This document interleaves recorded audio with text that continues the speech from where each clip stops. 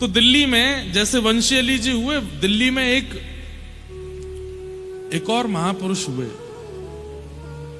उनका नाम था सहजो बाई। क्या नाम था? सहजो बाई। भारत की प्रथम महिला महंत हुई श्री सहजो बाई। और सहजो बाई जिनकी शिष्या थी, उन्हीं आचार्य चरणों के उत्सव में हम भक्तमाल कर रहे हैं जयपुर में। सरस निकुंज के आचार्य चरण श्री श्याम चरण दास जी महाराज, उन्हीं की शिष्या थी सहजो बाई। उनका स्थान है दिल्ली में, कहां है ये मुझे नहीं पता, ढूंढ ढाड़ के बताना कहां है। सहजो बाई, सहजो बाई की ऐसी भक्ति थी,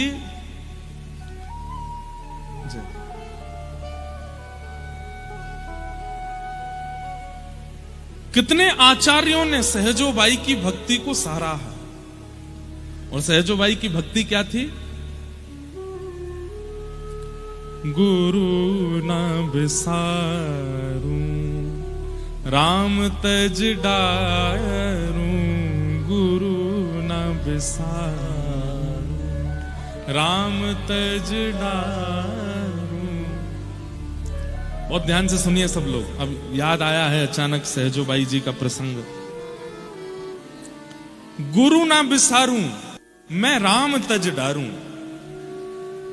सहजो बाई की भक्ति कई लोगों को अटपटी लग सकती है, लेकिन भैया ये भक्ति विशिष्ट थी। वो कह रही हैं हम ठाकुर जी को त्याग देंगे लेकिन अपने गुरु का त्याग नहीं कर सकते। गुरु ना बिसारूं मैं राम तज डारूं। एक बार की बात है कि सहजो बाई ने अपने गुरुदेव को आमंत्रित किया कि मेरी कुटिया में पधारो।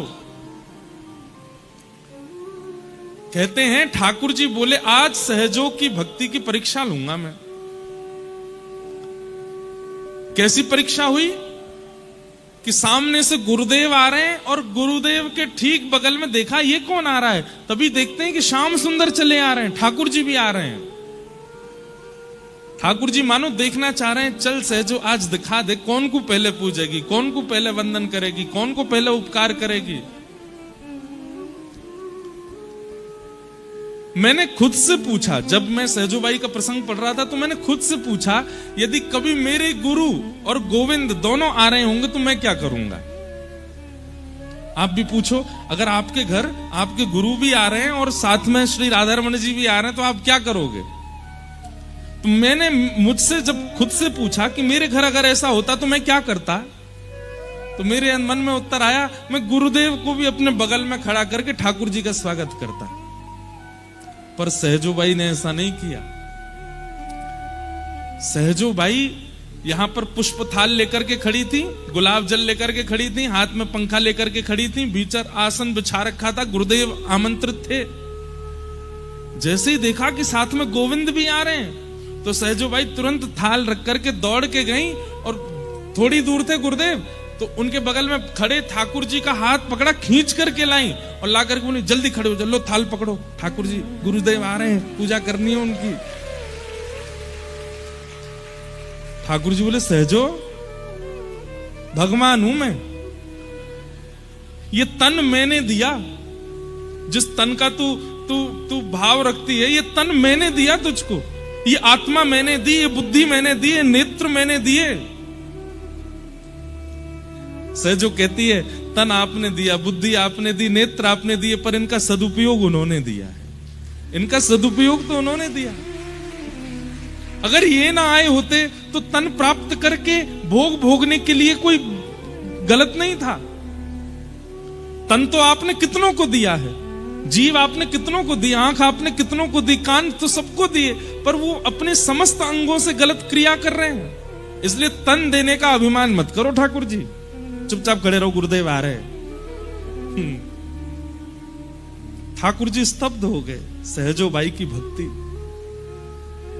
गुरु ना बिसारूं मैं राम तज डारूं, गुरु ना बिसारूं मैं राम तज डारूं। ठाकुर जी बोले अंत तो गत्वा मेरे लिए ही तड़पेगी, मेरी प्राप्ति के लिए ही तड़पेगी। बोले तड़पूंगी क्यों?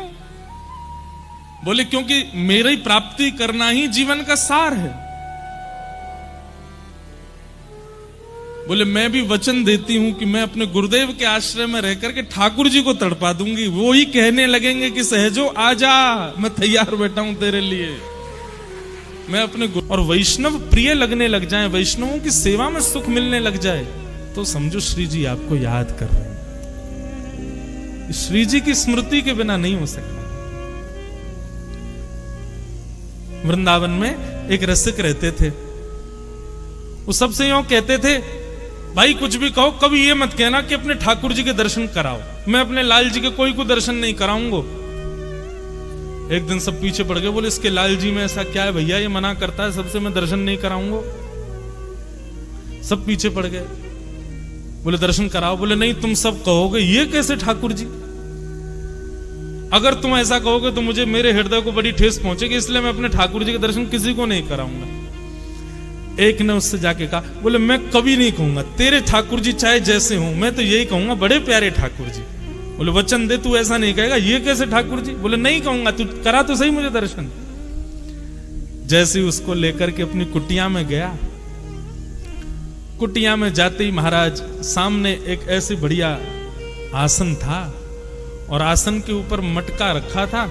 मटके पे माला चढ़ रही थी, उसी पे तिलक पूजन रोरी चावल पधराए हुए थे, सामने भोग रखा था और उन्हीं को जाके प्रणाम करने लगा, मटके को, घड़े को। तो ना चाहते हुए भी संग वाले ने बोले दिया, ये कैसे ठाकुर जी भैया, ये कैसे ठाकुर जी तेरे। उसने कहा देख मैंने मना किया था ना। बोले अच्छा क्षमा कर दे भैया, लेकिन एक बार बता तो सही, ये मटके जैसे ठाकुर जी कैसे तेरे। तो उसने बताया, बोले वृंदावन में जितने संत वैष्णव विचरण करते हैं, मुझे जैसे ही दिख जाते हैं, उनके निकलते ही मैं उनकी चरण रज हाथ में भर लेता हूं और लाके आ मटका में भर लूं। वृंदावन के सब संतों की चरण रज ही इस मटके में है। मैं नित्य माथे से लगाता हूं, नित्य हृदय से लगाता हूं और यही कोई श्यामा श्याम मान करके इनकी सेवा करूं। नेत्र सजल हो गए। ठाकुर जी की सेवा सरल है बंधुओं, कोई भी कर लेगा। वैष्णव सेवा बड़ी कठिन है।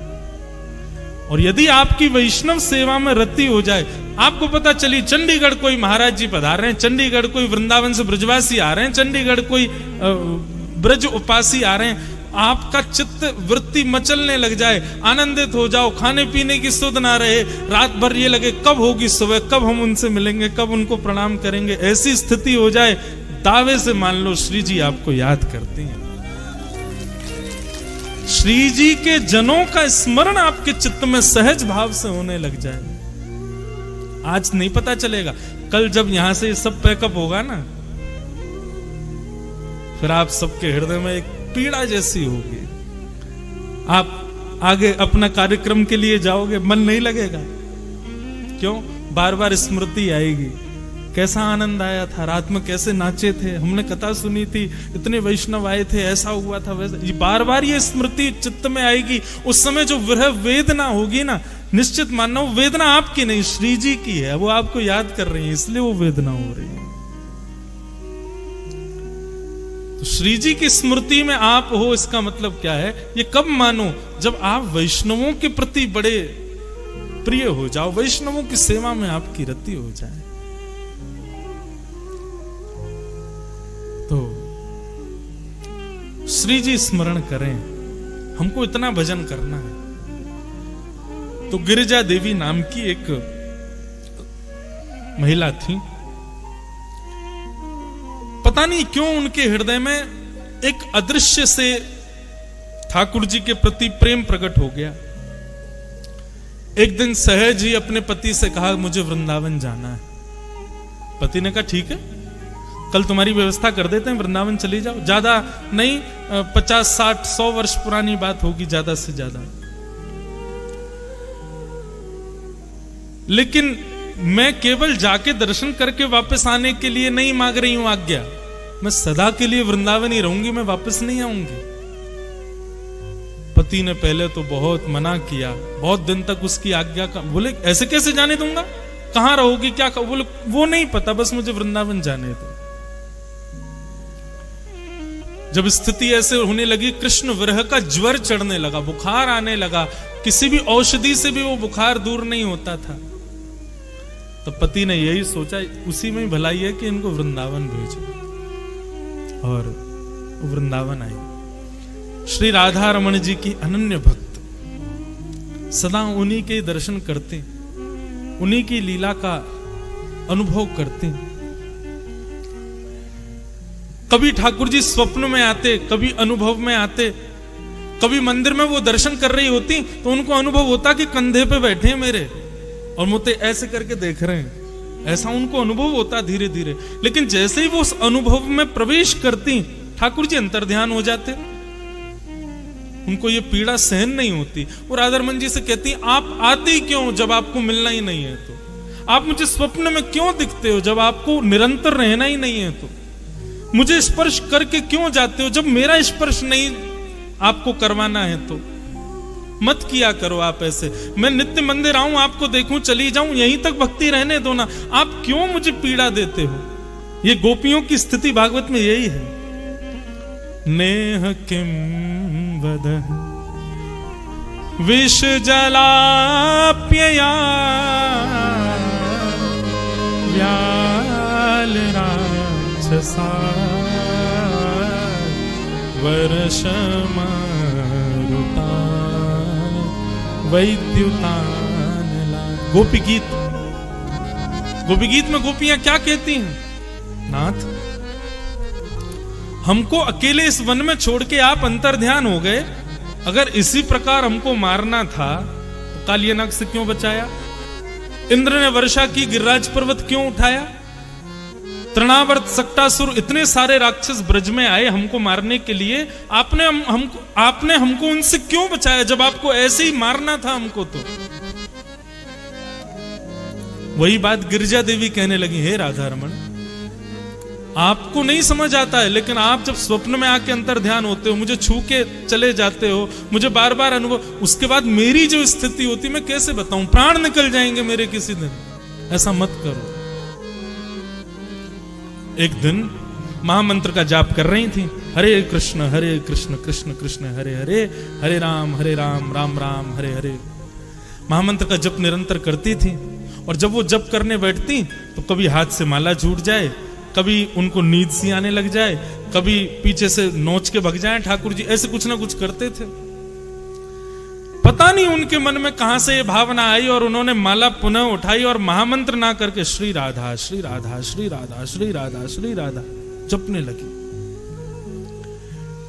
जैसे ही श्री राधा नाम का उच्चारण करना उन्होंने प्रारंभ किया, किसी ने उनको कहा नहीं, किसी ने उनको बोला भी नहीं, पर सहज ही उन्होंने शुरू कर दिया।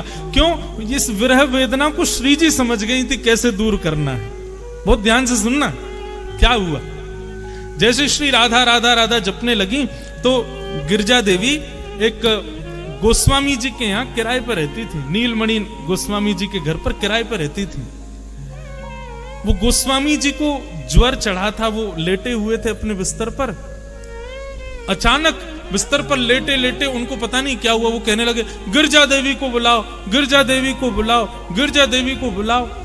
लोग दौड़े दौड़े गए, अरे गिरिजा देवी, गोस्वामी जी पुकार रहे हैं, जल्दी चलो। वो दौड़ करके जैसे ही आई गोस्वामी जी के पास, कहो बाबा। तो गोस्वामी जी रोते रोते बोले, अब तुम मुझे छोड़ दोगी, तुम मेरा नाम नहीं जपोगी, तुम श्री जी को ही ध्याओगी, तुम श्री जी को ही पुकारोगी, मेरा नाम नहीं बोलोगी। ये भाव सुनते ही गिरिजा देवी स्तब्ध हो गई। बोले ये हुआ क्या? तब उनको याद आया, बोले मैं महामंत्र करते करते श्री जी का नाम उच्चारण करने लगी, इसलिए ठाकुर जी ही इन गोस्वामी जी के मुख से मुझे संकेत कर रहे हैं और विरह व्याप्त करके कह रहे हैं कि मेरा नाम क्यों नहीं ध्या रही हो, मुझे छोड़ दोगी, अब तुम श्री जी की हो जाओगी और सदा उन्हीं की रहोगी, मेरा नाम नहीं ध्याओगी।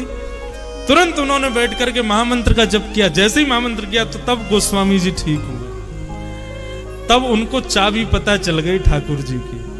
बोले अच्छा तो ये बात है, मतलब ठाकुर जी महामंत्र आदि ये सब ठाकुर जी के नाम है, सब अत्यंत श्रेष्ठ हैं। भगवत कृपा तब तक होगी नहीं जब तक उनके नाम गुरु प्रणाली से नहीं लोगे। लेकिन बंधुओं, जिनको बहुत विरह होता है, जिनको बहुत वेदना हो जाती है, जो व्याकुल हो जाते हैं कि क्या करें, श्री जी के नाम का सहारा ले लो। जब लगे कि ठाकुर जी अब कछु ऊधम मचा रहे हैं, सोई श्री राधा श्री राधा श्री राधा जपन लगो। ऐसी गिरजा देवी पर कृपा करते थे श्री राधा रमन लाल।